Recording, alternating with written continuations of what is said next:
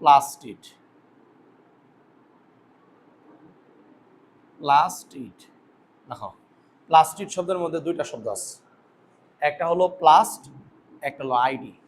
So ID এটা হলো একটা সাফিক্স। আইডি মানে কি বলতো? আইডি মানে হলো সদৃশ, বা এটাকে আমরা ইংরেজিতে বলতে পারি সিমিলার। কথা বুঝতে পারছো? ওকে। আর খেয়াল করো, এই যে প্লাস্ট, দেখো এই প্লাস্ট শব্দের অর্থ কি শোনো। এখন আমি যেটা বলতেছি এটা হলো প্লাস্টের একটা ভাবার্থ। কথা বোঝা গেছে? অন্যান্য জায়গায় প্লাস্টের এই অর্থ নাও মিলতে পারে, কোনো সমস্যা নেই। আমরা এখানে প্লাস্টের অর্থ আমরা ধরে নিব ধারক। প্লাস্ট মানে কি বলো? ধারক, যেটা কোনো কিছু ধারণ করে। বা এটাকে আমরা বলতে পারি পাত্র, বা এটাকে আমরা বলতে পারি কন্টেইনার। কথা বুঝতে পারছো?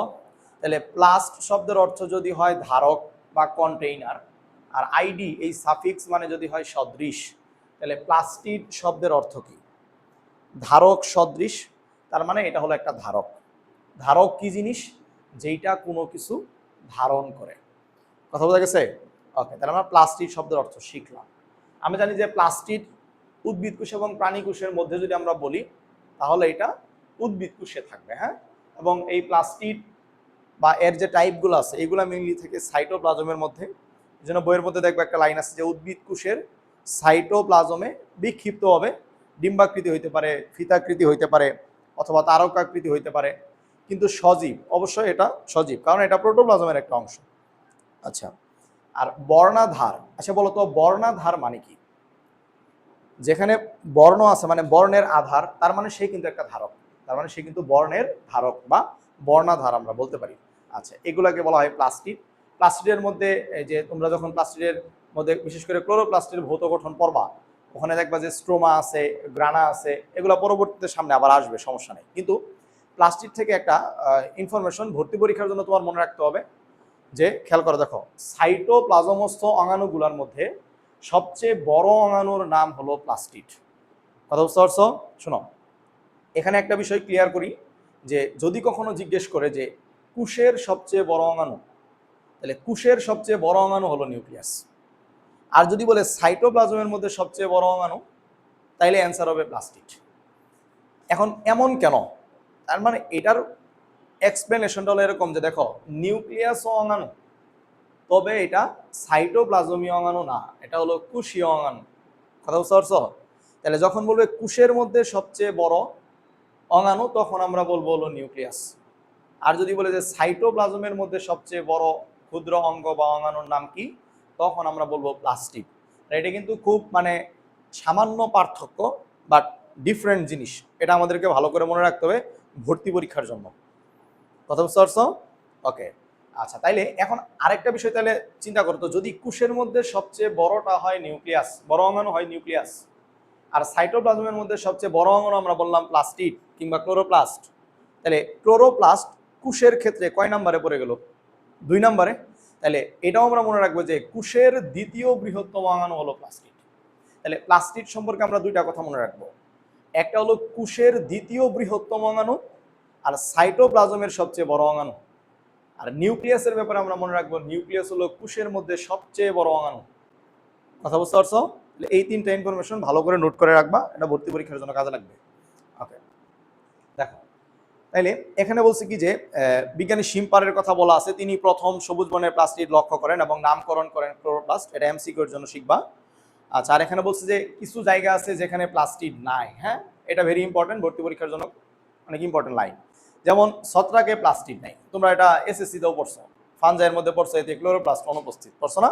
তার মানে ছত্রাকে কি নাই? প্লাস্টিড নাই। এরপরে ব্যাকটেরিয়ার মধ্যে প্লাস্টিড নাই। ব্যাকটেরিয়ার মধ্যে প্লাস্টিড কি করে থাকবে বলো? ব্যাকটেরিয়া আদিকোষী, আর আদিকোষের মধ্যে কি কোনো ঝিল্লিবদ্ধ অঙ্গাণু থাকবে? থাকবে না। আর আদিকোষে শুধুমাত্র রাইবোজোম থাকে, এটা আমরা জানি। তার মানে প্লাস্টিড আদিকোষী বা ব্যাকটেরিয়াতে নাই। আচ্ছা, এখন আবার বলছে প্রাণী কোষেও তো প্লাস্টিড নেই, এটা আমরা সবাই জানি। কিন্তু এখানে আরেকটা ইম্পর্টেন্ট জিনিস যে বলছে নীলাভ সবুজ শৈবাল, এটার মধ্যে প্লাস্টিড নাই। তাহলে এখন তোমার মনে একটা বড় প্রশ্ন হতে পারে, দেখো আমি এটা নিয়ে একটু বিস্তারিত বলি। আমরা যখন বলতেছি দেখো নীলাভ সবুজ শৈবাল, প্রথমত কথা হলো, এটা নাম দেখে মনে হতে পারে এটা মনে হয় শৈবাল, কিন্তু আসলে এটা শৈবাল না। আসলে এটা কি বলতো? আসলে এটা হলো ব্যাকটেরিয়া। যেহেতু নীলাভ সবুজ, এই জন্য এটাকে আমরা বলি সায়ানো ব্যাকটেরিয়া। সায়ানো শব্দের অর্থ নীল কিংবা নীলাভ সবুজ। বোঝা গেছে? তাহলে নীলাভ সবুজ শৈবাল আসরে ব্যাকটেরিয়া, ওটাকে আমরা বলি সায়ানো ব্যাকটেরিয়া। তাহলে প্রথম কথা যে এটা যেহেতু এক ধরনের ব্যাকটেরিয়া, তার মানে তার মধ্যে ক্লোরোপ্লাস্ট থাকার সুযোগ নেই, এটা হলো একটা কথা। কিন্তু মনে প্রশ্ন আসতে পারে যে যদি ক্লোরোপ্লাস্ট নাই বা থাকে, তাহলে তার বর্ণ আবার নীলাভ সবুজ হইল কি করে? দেখো, এটার উত্তর হলো যে নীলাভ সবুজ শৈবাল বা সায়ানো ব্যাকটেরিয়ার মধ্যে ক্লোরোপ্লাস্ট নাই, কিন্তু ক্লোরোফিল আছে। কি বললাম বলো? ক্লোরোপ্লাস্ট নাই, কিন্তু কি আছে? ক্লোরোফিল আছে। কারণ আমরা একটু দেখি তো ক্লোরোফিল কি জিনিস। দেখো, ফিল মানে হলো লিফ, বাংলায় বলে পাতা। ফিল মানে কি? পাতা। ক্লোরো শব্দের অর্থ হলো গ্রিন, সবুজ। তাহলে বলো তো ক্লোরোফিল শব্দের অর্থ কি? সবুজ পাতা। বোঝা গেছে? এখন সবুজ পাতা বলতে দেখো, তুমি যখন বললা পাতা সবুজ, এখন প্রশ্ন হলো পাতা কেন সবুজ হইলো? তার কারণ হলো এটার মধ্যে ক্লোরোফিল আছে। তো এই ক্লোরোফিল জিনিসটা হলো আসলে এটা হলো একটা রঞ্জক। রঞ্জক মানে যে রং ধারণ করে, তো এটা রং ধারণ করে, এই জন্য এটা হলো একটা রঞ্জক। এটাকে আমরা ইংরেজিতে বলি পিগমেন্ট। তাহলে প্রথম কথা হলো পাতা কেন সবুজ? তার কারণ পাতাতে ক্লোরোফিল নামক রঞ্জক থাকে। কথা বোঝা গেছে? তাহলে এই ক্লোরোফিল থাকলেই পাতা সবুজ হবে। তাহলে খেয়াল করো, এই যে ক্লোরোফিল, এই ক্লোরোফিলটা থাকে হলো নীলাভ সবুজ শৈবাল বা সায়ানো ব্যাকটেরিয়াতে, কিন্তু কোনো ক্লোরোপ্লাস্ট তার মধ্যে থাকে না। তো এটা আমরা আরো ভালো কখন বুঝবো? যখন আমরা প্লাস্টিডের ক্লাসিফিকেশনগুলো দেখবো, যে হ্যাঁ কেন তাকে আমরা ক্লোরোপ্লাস্ট বললাম, কেন তাকে আমরা লিউকোপ্লাস্ট বললাম, বা কেন আমরা তাকে ক্রোমোপ্লাস্ট বললাম। এগুলো যখন আমরা শিখবো তখন বুঝতে পারবো যে হ্যাঁ কেন আমরা এখানে বললাম যে প্লাস্টিকটা নাই। তাহলে আমরা বলবো নীলাভ সবুজ শৈবালের মধ্যে ক্লোরোপ্লাস্ট নাই, কিন্তু কি আছে? ক্লোরোফিল নামক রঞ্জকটা আছে। দেখো, এখন কোথাও যদি এমন তুমি শোনো যে ক্লোরোফিল রঞ্জক আছে, তার মানে এই ধারণা শুধু করলে হবে না যে এখানে মনে হয় শুধু ক্লোরোফিল আছে, না। এখানে ক্লোরোফিলের সাথে সাথে জ্যান্থোফিলও আছে, সামান্য ক্যারোটিনও আছে, বা ক্যারোটিনও এটার মধ্যে আছে। কথা বুঝতে পারছো? আর এই ক্লোরোফিলটা মেইনলি দুইটা টাইপের হয়, বলো। একটা হলো ক্লোরোফিল এ, একটা হলো ক্লোরোফিল বি। ক্লোরোফিল এ হলো 75%, ক্লোরোফিল বি হলো 25%। কথা বুঝতে পারছো? আর ক্লোরোফিল এ এর বর্ণ হলো হলদে সবুজ। আমি মজা করে মনে রাখি হাঁস, হলদে সবুজ। আর এটা হলো নাশ, তার মানে নীলাভ সবুজ। কথা বোঝা গেছে? তাহলে এ এমন রাখবা, এ হাঁস বিনাশ। কথা বোঝা গেছে? তাহলে ক্লোরোফিল এ হলো হলদে সবুজ, ক্লোরোফিল বি হলো নীলাভ সবুজ। তাহলে দুইটা মিলাইলে যদি ক্লোরোফিল হয়, তার মানে দেখো এখানেও সবুজ ওইখানেও সবুজ, তাহলে আলটিমেটলি তুমি দেখবা কি? সবুজ। এখন ক্লোরোফিলের মধ্যে ক্লোরোফিল এ বি ছাড়াও জ্যান্থোফিল ক্যারোটিনের সামান্য থাকে, কিন্তু ক্লোরোফিলটা থাকে বেশি পরিমাণে। এই জন্য তুমি সার্বিকভাবে সবুজ দেখো, কিন্তু কোনো কারণে যদি ক্লোরোফিল ওইখানে কমে যায়, তাহলে তুমি কিন্তু তখন জ্যান্থোফিল কিংবা ওই ক্যারোটিনের কালার তুমি দেখতে পারবা। কথা বুঝতে পারছো? ওকে, তাহলে এইটা হলো কথা। আচ্ছা, তাইলে আমরা ক্লোরোফিল সম্পর্কে জানলাম। দেখো, তাইলে নীলাভ সবুজ শৈবালে কিন্তু কি নাই?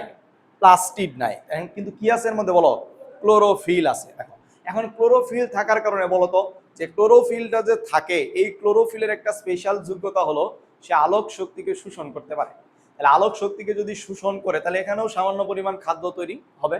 তার মানে এটা আলোক সংশ্লেষণ প্রক্রিয়ায় সামান্য খাদ্য তৈরি করতে পারে।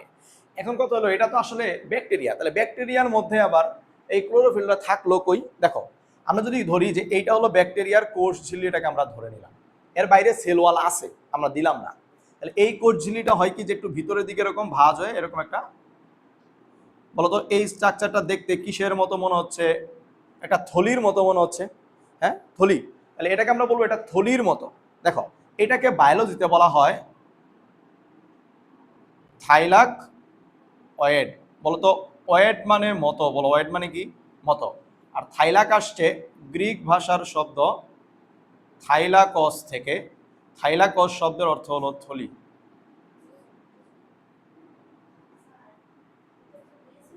হ্যাঁ, শোনো, এখন বলবা যে এটাতে এক সময় মেসোসোম বলছিলাম। শোনো, মেসোসোম তার অবস্থানের কারণে ভিতরের দিকে একটা স্ট্রাকচার, তাই তারে বলছিলাম মেসোসোম। আবার দেখতে থলির মতো, তাই তারে আমরা বললাম থাইলাকয়েড। কথা বোঝা গেছে? তাহলে এই যে ভিতরের দিকে ভাঁজ হয়ে গেল, এটা কি কোষ ঝিল্লিটা না? তাহলে এই সায়ানো ব্যাকটেরিয়ার ক্ষেত্রে হয় কি, যে সায়ানো ব্যাকটেরিয়ার কোষ ঝিল্লিটা ভিতরের দিকে ভাঁজ হয়ে একটা থলির মতো স্ট্রাকচার গঠন করে, তাকে বলা হয় থাইলাকয়েড। এই থাইলাকয়েডের মধ্যে এখানে ক্লোরোফিল থাকে, এই জন্য দেখতে এটা সবুজ হয় এবং সামান্য সালোক সংশ্লেষণ সে করতে পারে। বোঝা গেছে? এটা মনে থাকবে? ওকে, ঠিক আছে। আচ্ছা, তাইলে এখন যদি আমরা একটু দেখি যে প্লাস্টিককে আমরা কালার আছে নাকি নাই এর উপর নির্ভর করে আমরা দুই ভাগে ভাগ করি। প্রথম কথা, যেগুলাতে কালার আছে বা কালারফুল প্লাস্টিক, ওগুলাকে আমরা বলি বর্ণযুক্ত, আর যেগুলো কালারলেস ওগুলাকে আমরা বলি বর্ণহীন প্লাস্টিক। এখন আমরা এসএসসিতেও তোমরা এটা পড়ছো যে প্লাস্টিক প্রধানত কয় ধরনের? 3 ধরনের। হ্যাঁ, এটা তোমরা পারো। এখন এদের মধ্যে আমরা যদি একটু দেখি যে ক্রোমোপ্লাস্ট, ক্লোরোপ্লাস্ট এবং কি লিউকোপ্লাস্ট, তাহলে আমরা যদি একটু খেয়াল করি, প্রথমে দেখো যে সবার প্রথমে আমরা বললাম ক্লোরোপ্লাস্ট, এরপর আমরা বললাম ক্রোমোপ্লাস্ট, আর এট লাস্ট আমরা বললাম লিউকোপ্লাস্ট। দেখো আমরা একটু অন্যভাবে শিখবো, সোজা না, ঘুরায় শিখবো। তাহলে আমরা একবার বলো তো, প্লাস্ট শব্দের অর্থ কি? ধারক বা একটা পাত্র বা একটা কন্টেইনার। আমি এই যে একটা ধারক নিলাম, ধরো এইটা হলো একটা পাত্র, আবার এইটা হলো আরেকটা পাত্র, এইটা হলো আরেকটা পাত্র। এটা কি দেখা যায়? ওকে, দেখো তাহলে 3টা পাত্র আমরা নিলাম। তাহলে এই অংশটাকে শুধু আমরা বলবো কি, এটা হলো প্লাস্ট, কিংবা এটা হলো প্লাস্টিক। এটাও প্লাস্ট, এটাও প্লাস্ট। তার মানে এখানে এগুলো হলো একটা ধারক বা কন্টেইনার, আমি এর মধ্যে কিছু রাখতে পারবো বা সে কিছু ধারণ করতে পারবে। কথা বুঝতে পারছো? তাহলে এই শুধু এই অংশটাকে আমি বলবো কি, শুধু এই অংশটাকে আমরা বলবো কি, প্লাস্ট বা প্লাস্টিক। ওকে, ধারক। এখন আমি বললাম যে এর ভিতরে আছে প্রচুর পরিমাণে ক্লোরোফিল। তাহলে এখন তুমি আমারে বলো তো যে এখানে তাহলে এখন কয়টা স্ট্রাকচার তুমি পাইলা? 2টা। যে সে একটা ধারক ছিল, সে এবার কি ধারণ করলো? ক্লোরোফিল ধারণ করলো। তাহলে আমি এই টোটালটার মধ্যে 2টা জিনিস আমি দেখতে পাচ্ছি, একটা হলো ক্লোরোফিল এবং জিনিসটাকে আমরা বলতেছি প্লাস্টিক। তাহলে এখান থেকে নিব ক্লোরো, এখান থেকে নিব প্লাস্ট, এই দুই মিলে এটার নাম কি হবে বলো? ক্লোরোপ্লাস্ট। তাহলে ক্লোরোপ্লাস্ট মানে কি? হ্যাঁ, এটা প্লাস্টিক কিংবা ধারক, এবং ক্লোরো মানে বোঝাচ্ছে এটা ক্লোরোফিলকে ধারণ করে। তাহলে আমরা বলতে পারি ক্লোরোফিল ধারণকারী প্লাস্টিককে আমরা বলবো ক্লোরোপ্লাস্ট। আর বলো তো ক্লোরোফিল, ক্লোরো মানে গ্রিন, তাহলে ক্লোরোফিল এটা একটা পিগমেন্ট যেটা দেখতে সবুজ রঙের। তাহলে ক্লোরোফিল ধারণকারী প্লাস্টিকটা আসলে কেমন দেখতে হবে? সবুজ রঙের। তাহলে আমরা বলতে পারি কিনা যে সবুজ বর্ণের প্লাস্টিকের নাম হলো ক্লোরোপ্লাস্ট। কথা বুঝতে পারছো? আবার ধরো এইটাও একটা প্লাস্টিক বা এটা একটা প্লাস্ট। ওকে, এখন আমি এইটার মধ্যে দেখো যে রং দিলাম, খেয়াল করো, দেখো যেমন ধরো যে এটা হলো নীল, এরকম কিছু নীল কালার আমি দিলাম। আবার ধরো এরকম কিছু লাল কালার আমি এটার মধ্যে দিলাম। হ্যাঁ, আর অন্যান্য কালার ধরো এটার মধ্যে আছে। এখন তুমি আমার বলো তো যে এই জিনিসগুলো রঙিন কিনা? এই জিনিসগুলো রঙিন কিনা? রঙিন। তাহলে দেখো এই রঙিন জিনিস বা রং বা রঙিন, এই যে তুমি দেখতেছো ক্রোমো, ক্রোমো শব্দের অর্থ হলো রঙিন। কথা বোঝা গেছে? কিন্তু এটা রঙিন, তবে এই রঙের মধ্যে সবুজ ছাড়া, কারণ সবুজ নিজে একটা রং কিনা? রং। কিন্তু আমরা যেহেতু সবুজকে আগেই আলাদা করছি, তার মানে আমরা এখন বলবো যে সবুজ ছাড়া অন্যান্য যে রঙিন যে ব্যাপারগুলো আছে, রঙিন যে রঞ্জকগুলো আছে, ওইগুলা ধারণকারী প্লাস্টিককে আমরা বলবো রঙিন প্লাস্টিক। সো রঙিন প্লাস্টিক এটাকে আমরা বায়োলজিক্যালি বলতে পারি ক্রোমোপ্লাস্ট। কথা বুঝতে পারছো?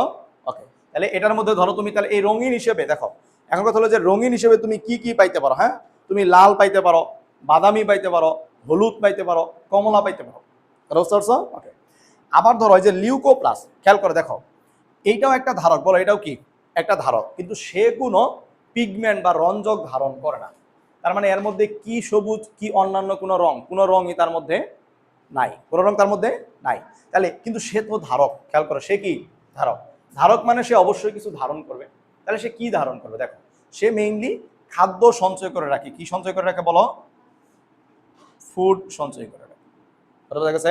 এখন সে যদি কোনো রঞ্জক ধারণ নাই করে, এর মধ্যে যদি কোনো রঞ্জক না থাকে তাহলে এইটার কি কোনো কালার আমরা দেখতে পারবো? তাহলে এটা কি কালারলেস বা বর্ণহীন হবে। দেখো এই কালারলেস এটা হলো লিউকো। লিউকো শব্দের অর্থ হলো কালারলেস।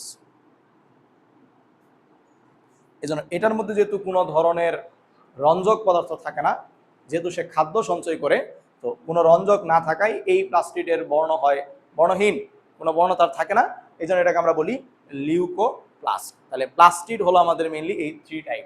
একটাকে আমরা বলতেছি ক্লোরোপ্লাস্ট, একটাকে আমরা বললাম ক্রোমোপ্লাস্ট, আরেকটাকে আমরা বলতেছি লিউকোপ্লাস্ট। এখন তুমি বলো তো এদের মধ্যে আমরা যদি বর্ণযুক্ত প্লাস্টিড বলতে চাই তাহলে এদের মধ্যে বর্ণযুক্ত কারা কারা? এই যে এই দুইটা হলো বর্ণযুক্ত, আর এটাকে আমরা বলবো কি বর্ণহীন প্লাস্টিড।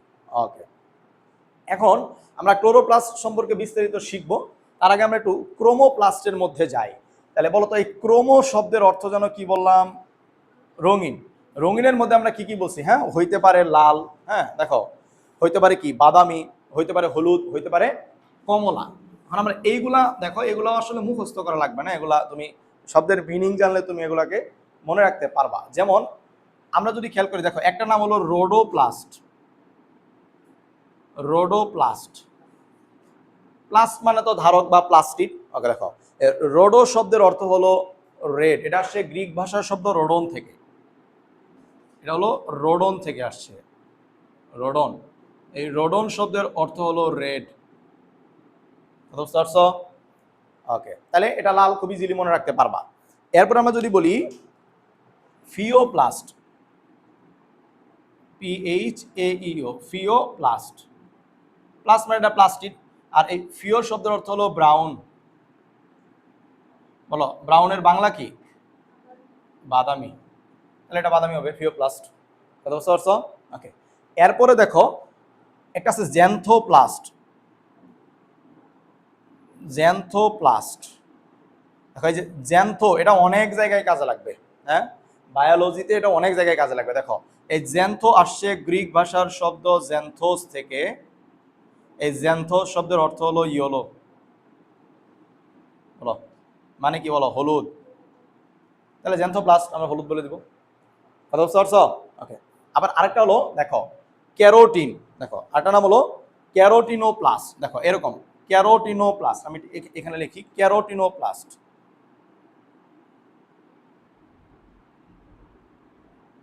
এই ক্যারোটিনো এটা আসছে মেইনলি ক্যারোট থেকে। ক্যারোট মানে কি বলতো? ক্যারোট মানে কি? হ্যাঁ, ল্যাটিন ভাষায় একটা টার্ম আছে, ল্যাটিন ক্যারোটা। ল্যাটিন যেটা ক্যারোটা বলা হয়, ওটাকে আমরা ইংরেজিতে বলি ক্যারট। বলো ক্যারট মানে কি? গাজর। এবার বলো তো গাজরের কালার কি? কমলা। তাহলে আমরা ক্যারোটিনোপ্লাস্ট এটাকে আমরা বলবো, এটা কমলা। কথা বোঝা গেছে? এখন তুমি আমার বলো তো যে লাল হোক, বাদামি হোক, হলুদ হোক, কমলা হোক, এগুলা সবগুলা রঙিন কিনা? আর রঙিন হইলেই প্লাস্টিকের নাম হলো ক্রোমোপ্লাস্ট। মানে এগুলা সবাই ক্রোমোপ্লাস্টের অন্তর্গত। আর যদি রঙের মধ্যে স্পেশালি সবুজটাকে আমরা আলাদা করে ফেলি, তখন আমরা ওইটাকে বলবো ক্লোরোপ্লাস্ট। আর যেটার মধ্যে কোনো বর্ণ নাই, বর্ণহীন, যেটা খাদ্য সঞ্চয় করে আছে, ওই ধরনের প্লাস্টিককে আমরা বলবো কালারলেস প্লাস্টিক। সো এই কালারলেসকে বায়োলজিতে বলা হয় লিউকো, এই জন্য ওটাকে আমরা বলি লিউকোপ্লাস্ট। কথা বুঝতে পারছো? ওকে, আবার দেখো যে ইরাইথ্রো মানেও কিন্তু রেড বা লাল। আমরা ইরাইথ্রোসাইট পড়ার সময় দেখছি যে লোহিত রক্তকণিকা, তার আরেকটা বায়োলজিক্যাল নাম হলো ইরাইথ্রোসাইট। তো ইরাইথ্রো মানেও কিন্তু রেড। আর সায়ানো মানে আমরা দেখো, আমরা যদি বলি সায়ানো, আগেই বলছি শুরুতে যে সায়ানো শব্দ হলো নীল কিংবা নীলাভ সবুজ। কথা বুঝতে পারছো? ওকে, ঠিক আছে।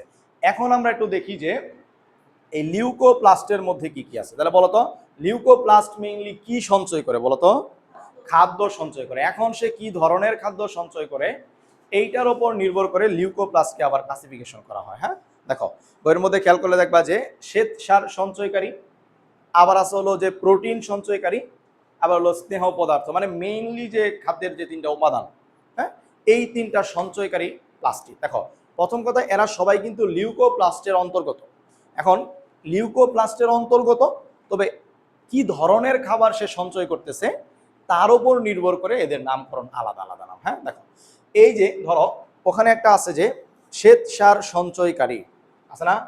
শ্বেত সার সঞ্চয়কারী, বলতো শ্বেত সার ইংরেজিতে এটাকে আমরা কি বলি? দেখো তো শ্বেত সার যেটাকে আমরা বলতেছি শ্বেত সার, দেখো এটাই কিন্তু আমরা বলতেছি কি স্টার্চ। হ্যাঁ দেখো এই শ্বেতসারকে বায়োলজিক্যালি বলা হয় অ্যামাইলো। বলো অ্যামাইলো মানে হলো স্টার্চ। তাহলে আমরা বলতে পারি কিনা যে শ্বেতসার সঞ্চয়কারী প্লাস্টিড, তার মানে ধরো ব্যাপারটা এমন যে ধরো এটা হলো একটা ধারক, এর মধ্যে এবার স্টার্চ আছে, স্টার্চ সঞ্চয় করে রাখছে, তাহলে ধারক হওয়ার কারণে প্লাস্ট আর স্টার্চ সঞ্চয় করার কারণে হলো অ্যামাইলো। তাহলে আমরা শ্বেতসার সঞ্চয়কারী প্লাস্টিডকে বলতে পারি কিনা অ্যামাইলো প্লাস্ট। যেমন এক্সাম্পল বলতে পারি, এক উদাহরণ হলো আলু, আলুতে প্রচুর পরিমাণে শ্বেতসার থাকে। ওকে, এরপর আবার বলছি কি দেখো অ্যালিউরোপ্লাস্ট। কি বলো অ্যালিউরোপ্লাস্ট। দেখো অ্যালিউরোপ্লাস্ট, শোনো অ্যালিউরো শব্দের অর্থ কি? অ্যালিউরোর শব্দের অর্থ হলো যে গমের আটার যে প্রোটিন অংশ ওটাকে বলা হয় অ্যালিউরো। বলতো অ্যালিউরো আসলে কি জিনিস? এটা হলো গমের আটার প্রোটিন অংশ। তাহলে এটা আসলে কি বলতো? এটা আসলে কি প্রোটিন। কথা বোঝা গেছে? তাহলে তুমি খেয়াল করো, তাহলে প্রোটিন সঞ্চয়কারী প্লাস্টিডকে আমরা বলতে পারি কিনা অ্যালিউরোপ্লাস্ট। যেহেতু এটা প্রোটিন সঞ্চয় করে এই জন্য এটার আরেকটা নাম আমরা বলতে পারি প্রোটিনোপ্লাস্ট। কথা বুঝতে পারছো? ওকে, আবার আরেকটা হলো দেখো ইলায়োপ্লাস্ট। ইলায়ো, দেখো এই ইলায়ো শব্দের অর্থ হলো অলিভ অয়েল। এখন তুমি আমার বলো তো অলিভ অয়েল এটা কি কার্বোহাইড্রেট, প্রোটিন না লিপিড? লিপিড বা স্নেহ। তাহলে এই যে ইলায়োপ্লাস্ট আমরা ওটাকেই বলবো লিপিড বা স্নেহ বা তেল চর্বি সঞ্চয়কারী প্লাস্টিডকে আমরা বলবো ইলায়োপ্লাস্ট। কথা বুঝতে পারছো? তাহলে খেয়াল করো যে শ্বেতসার সঞ্চয়কারী প্লাস্টিডকে আমরা বলবো অ্যামাইলোপ্লাস্ট, প্রোটিন সঞ্চয়কারী প্লাস্টিডকে আমরা বলবো অ্যালিউরোপ্লাস্ট কিংবা প্রোটিনোপ্লাস্ট, আর স্নেহ পদার্থ সঞ্চয়কারী প্লাস্টিডকে আমরা বলবো ইলায়োপ্লাস্ট। আসলে এগুলো প্লাস্টিড বলতে এগুলো তো মানে ইলায়ো বা অ্যালিউরো বা অ্যামাইলো হওয়ার আগে তো তারা লিউকো।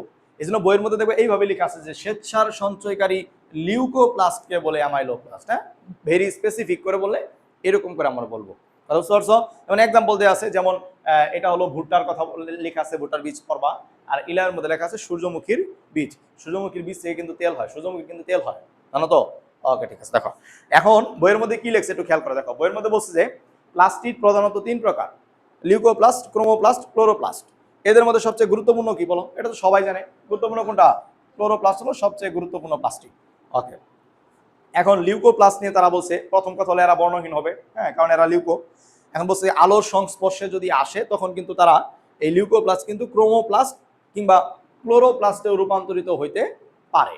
ওকে, এখন বলছে যে অবস্থান কোথায়? শোনো একটা মূলনীতি মনে রাখবা যে যেখানে সূর্যের আলো পৌঁছায় না, তাহলে যেখানে সূর্যের আলো পৌঁছায় না ওইখানে আমরা যে প্লাস্টিকটা পাবো ওটাকে আমরা বলবো বর্ণহীন প্লাস্টিক। যেমন আমরা যদি নর্মালি আমরা উচ্চারণ করি মূল, তাহলে নর্মালি মূল বলার সাথে সাথে আমাদের মাথায় কি আসে? যে মূলটা সাধারণত মাটির নিচে, নর্মালি আমাদের কাছে এটা মনে হয়, তাহলে মূল হইতে পারে। কিন্তু আমরা যদি বলি কাণ্ড, তাহলে আমাদের মাথায় কি আসে? কাণ্ড কি মাটির নিচে না উপরে?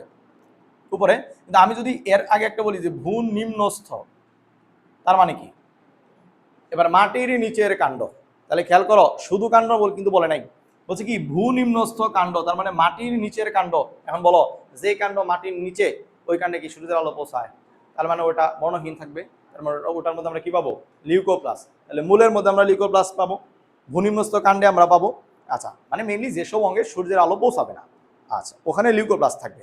আকার আকৃতি পড়া লাগবে না, প্রকারভেদ আমরা অলরেডি শিখে ফেলছি যে এটা হলো 3 ধরনের, এই যে অ্যামাইলোপ্লাস্ট, অ্যালিউরোপ্লাস্ট এবং ইলায়োপ্লাস্ট।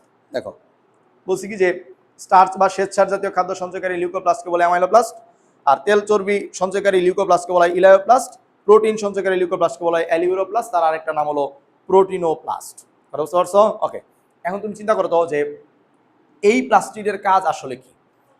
খাদ্য সঞ্চয় করে রাখা। হ্যাঁ, মেইনলি কাজ কি? খাদ্য সঞ্চয় করে রাখা। হ্যাঁ, আর যেহেতু শর্করা এই শ্বেতসার সে সঞ্চয় করে, তো শর্করা থেকে শ্বেতসার জাতীয় খাদ্য তৈরি করা হলো তার কাজ। ওকে, এবার আমরা যদি বলি ক্রোমোপ্লাস্ট, তাহলে বলো তো ক্রোম শব্দের অর্থ কি? রঙিন।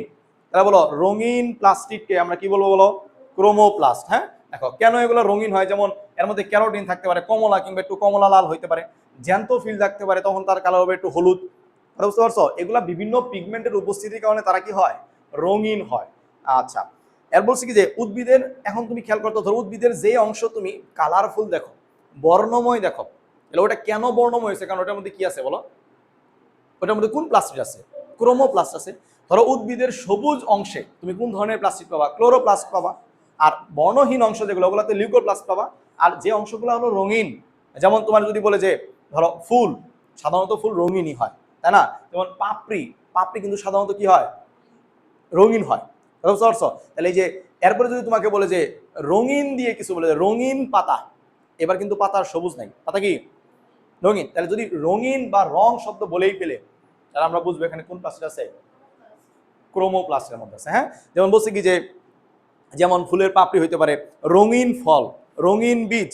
এখন আবার একটা ভেরি ইন্টারেস্টিং, মেডিকেল ভর্তি পরীক্ষায় এই প্রশ্নটা আসে, গাজরের মূল। দেখো কিছুক্ষণ আগে আমরা বলছি, বলতো মূলে কোন প্লাস্টিড থাকে? লিউকোপ্লাস্ট। মূলে কোন প্লাস্টিড থাকে? কিন্তু এটা যদি হয় গাজরের মূল, এখন তুমি আমার বলো তো, গাজর তুমি বাজার থেকে যেটা কিনে নিয়ে আসো, ওইটাই কিন্তু গাজরের মূল। এটার কিন্তু পাতাগুলা সবুজ, এটা কিন্তু গাজরের উপরের অংশ থাকে, ওটা তোমাকে ভেঙে বাকিটা তোমাকে দেয়। তাইলে গাজরের মূলটাই কমলা কালারের, মূলটাই অনেক কালারফুল। তাহলে গাজরের মূল যেহেতু কালারফুল, তাহলে আমরা কি বলতে পারবো যে গাজরের মূলে লিউকোপ্লাস্ট থাকে? বলা যাবে না। এখন মূল হইলেই লিউকোপ্লাস্ট, এটা হলো একটা কমন টার্ম। কোন ক্ষেত্রে? যেটা হলো মাটির নিচে এবং কালারলেস থাকে, নর্মালি এটাই হয়। কিন্তু কিছু আছে যাদের মূলটা মূল কিন্তু কালারফুল, কিন্তু কালারফুল হওয়ার কারণে ওটাকে আমরা বলবো ওটার মধ্যে থাকে কি প্লাস্ট? ক্রোমোপ্লাস্ট। এইটা কিন্তু এই গাজরের মূলে ক্রোমোপ্লাস্ট থাকে বা গাজরের শিকড়ে ক্রোমোপ্লাস্ট থাকে। এটা কিন্তু মেডিকেল এবং ডেন্টাল ভর্তি পরীক্ষায় আসা প্রশ্ন। প্যাচটা বুঝছো? শুধু মূল বললে বলে দিবা লিউকোপ্লাস্ট, গাজরের মূল বললে বলবা ক্রোমোপ্লাস্ট, কারণ গাজরের মূলটাই কালারফুল। ওকে, আচ্ছা, এখন বলছি কি যে খেয়াল করো, তাহলে উদ্ভিদের যেই অংশে, যেই অঙ্গে ক্রোমোপ্লাস্টের উপস্থিতি থাকবে, এই অঙ্গগুলো কি হবে? অনেক কালারফুল হবে, রঙিন হবে। এখন প্রশ্ন হলো, এই যে ক্রোমোপ্লাস্ট থাকায় কালারফুল হওয়াতে উদ্ভিদের লাভটা কি? দেখো, প্রথম কথা হলো যে এখানে উদ্ভিদের মেইন লাভটা হলো যে রঙিন অংশ দেখে কীট পতঙ্গ পোকামাকড় আকৃষ্ট হবে, তারা আসবে, বসবে, তাদের মাধ্যমে পরাগায়নটা হয়ে যাবে। কথা বোঝা গেছে? তাহলে তোমার যদি জিজ্ঞেস করে ক্রোমোপ্লাস্টের প্রধান কাজ কি, তুমি বলবা পরাগায়নে সহায়তা করা। পরাগায়ন হওয়ার জন্য কীটপতঙ্গ বা বাহক যারা আছে ওদেরকে আকৃষ্ট করার জন্য উদ্ভিদের অংশগুলো রঙিন হইতে হয়, আর ওর মধ্যে ক্রোমোপ্লাস্ট থাকে বলে ওটা রঙিন হয়। কথা বুঝতে পারছো?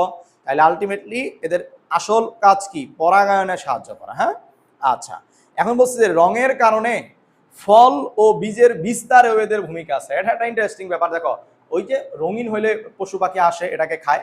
আবার ধরো, যেমন ধরো মনে করো যে এই যে ধরো একরের পর একর যে বন হয়েছে, মানুষ কি সব গাছ লাগাই আসছে? না, ব্যাপারটা হয় কি যে পাখি এই ফলগুলা খায়, হ্যাঁ, বীজ সহ খেয়ে ফেলে, পরে যখন উঠতে উঠতে মলত্যাগ করে, যেখানে বীজটা পড়ে ওইখানে গাছ হয়। মানে এইভাবে বিস্তার হয় আর কি। হ্যাঁ, ওকে।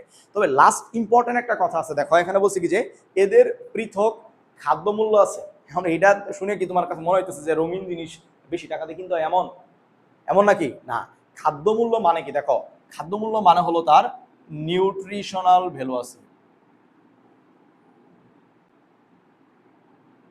মানে কি? এটার মধ্যে আলাদা পুষ্টি আছে।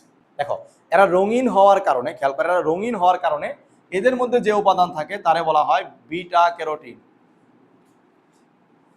বুঝতে পারছো? ওকে, এটাকে বিটা ক্যারোটিন বলা হয়। হ্যাঁ, বানান ভুল হইতে পারে, একটু খেয়াল দেখে নিবা। তাহলে বিটা ক্যারোটিন বলা হয়। দেখো, তাহলে এই বিটা ক্যারোটিন, দেখো মনে রাখবা যে দুই অণু, এটা মনে রাখবা, দুই অণু বিটা ক্যারোটিন সমান হলো এক অণু ভিটামিন এ। বোঝা গেছে? তাহলে এই বিটা ক্যারোটিন আমরা কোথায় পাবো? রঙিন যে সমস্ত অংশ আছে, বিশেষ করে যেমন ধরো আমি যদি বলি যে ধরো গাজর, হ্যাঁ, ক্যাপসিকাম, বুঝতে পারছো? গাজর, ক্যাপসিকাম, তারপরে টমেটো, হ্যাঁ, তারপর মিষ্টি কুমড়া, এই ধরনের কালারফুল যে জিনিসগুলা হয়, কথা বুঝতে পারছো? হ্যাঁ, পেঁপে, এগুলার মধ্যে এই ক্রোমোপ্লাস্ট থাকে। তো এগুলা এই কালারের কারণে এদের মধ্যে থাকে হলো দুই অণু, মানে বিটা ক্যারোটিন থাকে। আর দুই অণু বিটা ক্যারোটিন সমান এক অণু ভিটামিন এ। তাহলে তুমি এই কালারফুল খাবারগুলা খাইলে তুমি আলটিমেটলি কি পাবা বলো? Vitamin A. তাহলে এটা তার একটা আলাদা নিউট্রিশনাল ভ্যালু, এবং এই ভ্যালু কেন আছে তার মধ্যে? জাস্ট ফর কালারফুল হওয়ার কারণে। আর আরেকটা সুবিধা হলো যে এটার মধ্যে থাকে অ্যান্টিঅক্সিডেন্ট। বলো কি থাকে? বলো অ্যান্টিঅক্সিডেন্ট। হ্যাঁ, অ্যান্টিঅক্সিডেন্ট থাকে। অ্যান্টিঅক্সিডেন্ট কি জিনিস? সহজ কথায় যেটা তোমাকে স্কিন টোন ঠিক রাখে, বুড়াই যাওয়াকে পিছায় দেয়। ওটাকে বলে অ্যান্টিঅক্সিডেন্ট। কথা বুঝতে পারছো? হ্যাঁ, বিটা ক্যারোটিন। তাইলে এই যে বিটা ক্যারোটিন থাকে ভিটামিন এ, আর ভিটামিন এ হলো একটা অ্যান্টিঅক্সিডেন্ট হিসেবে কাজ করে। কথা বুঝতে পারছো? তাহলে এইগুলা জাস্ট ফর তার কালারফুল হওয়ার কারণে, এবং এই কালারফুল হওয়ার কারণে তার মধ্যে যে আলাদা নিউট্রিশনাল ভ্যালু আছে, এই জন্য এটা বলছে যে এদের পৃথক খাদ্যমূল্য আছে। মানে এটা দেখে মনে করার কারণ নাই যে না এইসব জিনিস কিনতে মনে হয় টাকা বেশি লাগে না, ব্যাপারটা এমন না। কথা বুঝতে পারছো? ওকে, ঠিক আছে। এখন দেখবা যে বইয়ের মধ্যে একটা টপিক আছে ফুলের পাপড়ি নানা ধরনের মানে কালার হওয়ার কারণ কি। এটা রিডিং করবা, খুব একটা লাইন এখান থেকে লাগবে না। মেইনলি যে প্রধানত হলো অ্যান্থোসায়ানিন এবং বিটাসায়ানিন জাতীয় রঞ্জক। শোনো, অ্যান্থো মানে হলো ফ্লাওয়ার। অ্যান্থো মানে কি? ফ্লাওয়ার। ANTHO, অ্যান্থো মানে হলো ফ্লাওয়ার। একটু মনে রাখো, সামনে কাজে লাগবে। অ্যান্থো মানে ফ্লাওয়ার। হ্যাঁ, এখানে অ্যান্থোসায়ানিন, বিটাসায়ানিন এগুলো থাকে। আচ্ছা, অ্যান্থোসায়ানিন মেইনলি কয়েকটা জটিল যৌগের একটা সমষ্টিগত নাম, এবং এটা একা থাকে না, এটা হলো মানে শর্করার সাথে মিশে থাকে, এই জন্য এটাকে বলে গ্লাইকোসাইড হিসেবে থাকে, কুশ রসের মধ্যে থাকে আর কি। ওকে, আর এখানে বলছি কি যে দেখো, এখানে মেইনলি তোমাকে এখানে লাগবে হলো পিএইচ এর তারতম্যের কারণে কালারে কি তারতম্য হয়। আমরা তিন ধরনের পিএইচ নিয়ে কথা বলবো এখানে। একটা হতে পারে নিউট্রাল পিএইচ, একটা হতে পারে অ্যাসিডিক, একটা হতে পারে ক্ষারীয়। তোমাদের লিটমাস পেপারের কথা মনে আছে? দেখো, লিটমাস পেপার দেখো, ওটা যদি অ্যাসিডের মধ্যে দেওয়া হয়, খেয়াল করো, তাহলে ওটা কালার হয় লাল, আর ক্ষারের মধ্যে দিলে কালার হয় নীল। আর বুঝতে পারছো? তাহলে ওইটার সাথে মিলাই আমরা মনে রাখবো যে যদি আমাদের পিএইচ হয় ক্ষারীয়, তাহলে কালার হবে নীল। আর যদি পিএইচ হয় অ্যাসিডিক বা অম্লীয়, তখন আমাদের কালার হবে কি? লাল। আর যদি আমাদের পিএইচ হয় নিউট্রাল, নিউট্রাল মানে 7, হ্যাঁ 7 যদি আমাদের পিএইচ হয়, নিউট্রাল যদি হয়, তখন এটা হয় বেগুনি কিংবা কালচে নীল বর্ণের হয়। বলো কি হয়? বেগুনি কিংবা কালচে নীল বর্ণের হয়। বুঝতে পারছো? এখান থেকে জাস্ট এই তিনটা লাইন মনে রাখবা। পিএইচ অ্যাসিড হলে কি কালার হবে, নিউট্রাল হলে কি কালার হবে, ক্ষারীয় হলে কি কালার হবে। বুঝতে পারছো? আজকে এই পর্যন্তই। এইটুকুন পড়া নিয়ে কারো কোনো কোশ্চেন থাকলে বলো।